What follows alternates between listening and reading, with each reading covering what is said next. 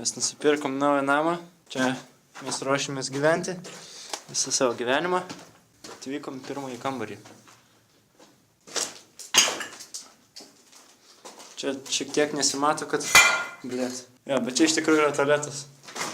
Iš ties prabangus tualetas. Buvęs marmuras. Iš tikrųjų tokį ir paliksim, nes atrodo labai archeologiškai. Blėt, galvą įsidūriau kažkokį kolą.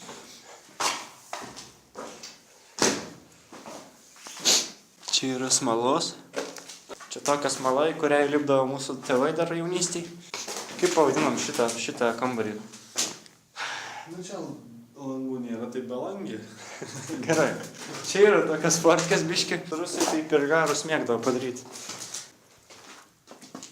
Šitas kambarys iš ties labai svarbus, nes čia yra 2 miegamieji, yra kampas, čia yra pagalys kampė, nes čia galima prisikvėpuoti radiacijos.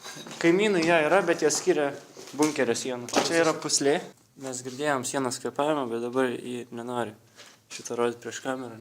Čia bus stafai visokie. Yra pats svarbiausias kambarys, kaip girdit, jeigu girdit. Čia net yra kitoks garsas. Tokia garso struktūra, kaip bažnyčiai kokiai. Ir čia bus koncertai. Vat būtent šitoj vietoj, kur dabar filmuoju, bus stage'as. Tai va čia bus langelis, bariukas 2 žmonėms atsigerti, kurie ypač nenulaiko bokalo. Tik tai 2 žmonės galės atsigerti. Tai sorry, bet neišgriausim daugiau bunkerio, kad galėtų 3 atsigerti. Tik tai 2. Na ir čia dar yra pora kambariukų ir baigėsi laikas.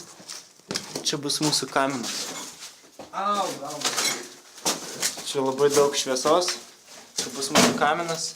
Sarginis išėjimas, tamsa.